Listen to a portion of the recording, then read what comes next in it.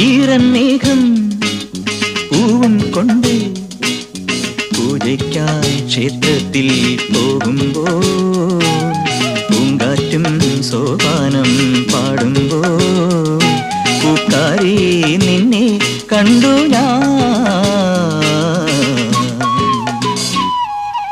ഈരമേഘം പൂവും കൊണ്ട് പൂജയ്ക്കായി ക്ഷേത്രത്തിൽ പോകുമ്പോൾ